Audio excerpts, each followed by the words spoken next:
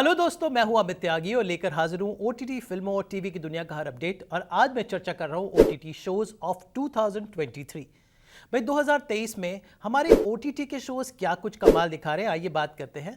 Web series की बात करूं तो वेब सीरीज वो कंटेंट दिखाता है जो आप छोटे पर्दे यानी टेलीविजन पर या फिर बड़े पर्दे यानी कि फिल्मी दुनिया के फिल्मी पर्दे पर आप नहीं दिखा सकते। और ऐसी बहुत कम वेब सीरीज आजकल बनने लगी हैं क्योंकि एक फॉर्मूला सबने अपना लिया है। एक सब ज़्यादातर वेब सीरीज की कहानी एक जैसी लगने लगी, या तो गैंगस्टर ड्रामा होगा या कोई यूथ कॉलेज कैंपस ड्रामा होगा या फिर कोई कॉप ड्रामा होगा, या कि 3-4 टाइप के फॉर्मूलों में ज़्यादातर वेब सीरीज फंस के रह गई हैं। लेकिन इन सब के बीच में कुछ ऐसे शोज़ भी हैं जो दिल को छू जाते हैं, और ऐसे एक शो 2023 में इस साल में आया था, मेड इन हेवन का सीज़न 2, जो डेली लोगों को दिल तक उसने छुआ। ये कहानियाँ ऐसी थी जो इन्फॉर्मेटिव भी थी, एजुकेटिव भी थी और अच्छे अभिनय के साथ ये कहानी कही गई। उसी सीरीज़ में अब एक नई सीरीज आई है जिसका नाम है काला पानी, जो नेटफ्लिक्स पर हाल ही में रिलीज हुई। और ये सीरीज की आज मैं चर्चा करने जा रहा हूं क्योंकि ये सीरीज काफ़ी अलग हटके है।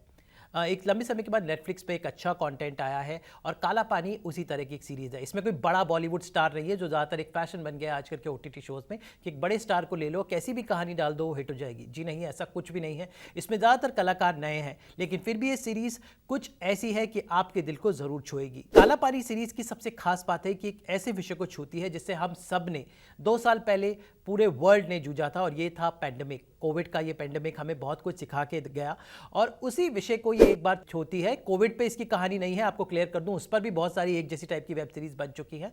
काला पानी की कहानी फ्यूचरिस्टिक आज से 5 या 6 साल बाद की है कि एक ऐसे आइलैंड पर एक पैंडेमिक आता है जिसमें ज़्यादातर लोग टूरिस्ट जाते हैं, ज़्यादातर लोग हॉलिडे मनाने जाते हैं। और ये आइलैंड है अंडमान और निकोबार आइलैंड, जो हमारे देश के एक छोटे से लेफ्ट साइड में छोटे से कुछ आइलैंड्स हैं। और वहाँ पर कैसे एक पैंडेमिक आता है, तो पैंडेमिक तो हम सब ने झेला, लेकिन आप इस सीरीज़ को देखेंगे तो आप समझेंगे कि मैं क्या कह रहा हूँ। तो कहानी इसलिए हटके है कि इन्होंने एक फ्यूचरिस्टिक कहानी का ताना माना जिस तरह से बुना है। ये एक सर्वाइवल ड्रामा है, यूँ मैं कहूँगा सर्वाइवल ड्रामा कि कैसे ये पैंडेमिक, अगर हम आज से 6-7 बार इमेजिन करें तो इस टापू पर वो आता है और क्यों आता है और कैसे लोग उसको डील करते हैं, ये है इसकी कहानी। लेकिन खास बात है कि एक फ्यूचरिस्टिक ड्रामे को एक कंटेम्प्रेरी सब्जेक्ट के साथ जोड़ा गया है, which is very nice, it's written very well. तो एक अच्छी वेब सीरीज़ की पहचान होती है कि उसकी लिखावट बहुत अच्छी होनी चाहिए, चाहे वो सीरियल हो चाहे फिल्म हो, सब पर ये रूल थंब रूल अप्लाई करता है और वेब सीरीज़ पर भी होता है। आप बड़े बड़े स्टार या बोल्ड सीन्स डालकर अच्छी वेब सीरीज़ नहीं बना सकते। आप अच्छी कहानी कहिए, अच्छे अंदाज में कहिए, तो आप चाहे कलाकार कोई भी हो, वेब सीरीज़ पसंद आएगी। काला पानी ये उसी का एक एग्जाम्पल है। यूँ तो इसमें बड़े कलाकार की बात करूँ तो इसमें Mona Singh is the only known face, पर मोना सिंह केवल पहले एपिसोड में आते हैं। उसके बाद जो लोग कलाकार इसमें जो उठते हैं, कहानी को घुमाते हैं, वो देखने लायक है।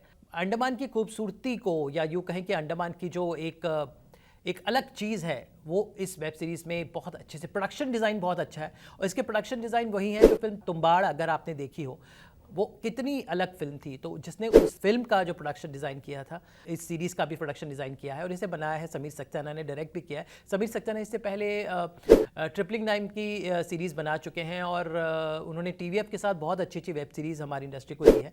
लेकिन इस बार इंडिपेंडेंट होकर उन्होंने टीवीएफ से अलग होकर एक नया प्रयास किया है। मोना सिंह एक डॉक्टर के किरदार में है, पहले एपिसोड के बाद वो नज़र नहीं आएंगी। हर कलाकार हो जो इस सीरीज़ का अगर आप देखें तो सब नए फेसेस हैं, और आई थिंक इस सीरीज़ के बाद उन्हें नई पहचान मिलेगी। तो डायरेक्शन हो, राइटिंग हो, it just touches your heart. तो I definitely recommend this series. थोड़ा सा प्रीची हो जाती, थोड़ी मेडिकल ड्रामे में चली जाती है वो, but I think that's fair enough. And interestingly कैसे ये 8 एपिसोड की सीरीज़ अलग अलग टॉपिक्स को आप टच करती है हर एपिसोड में, और कैसे फाइनली जो कल्मिनेशन होता है, जो उन्होंने काफ़ी वैसे क्लिफ हैंगर पे छोड़ दिया। शायद सीज़न 2 अगर काला पानी का आएगा, it will be worth a watch, कि पेंडेमिक से आखिर डील कैसे करते हैं। तो कहानी ख़त्म हो जाती है जो सो कॉल्ड पेंडेमिक इस आइलैंड पे आता है, जिसके तार 1947 से जुड़े होते हैं। तो must watch, please watch Kala Pani on Netflix.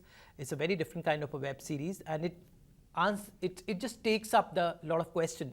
जो हम लोग का एनवायरनमेंट, हम लोग जिस तरह से आजकल हम लोग टेकन फॉर ग्रांटेड ले लेते हैं, खासकर आने वाले समय में जो सबसे बड़ी वॉर होगी, जो मुझे लगता है वो है पानी की वॉर होगी। वाटर विल बी जो वाटर सब तरफ होगा लेकिन लोगों को जो तकलीफ आएगी आने वाले समय में पानी की आएगी, उसी टॉपिक को और हमारे पर्यावरण एनवायरनमेंट को हम जिस तरह से टेकन फॉर ग्रांटेड लेते हैं, तो somewhere that all pulls back. I think that's what the genesis of this series is.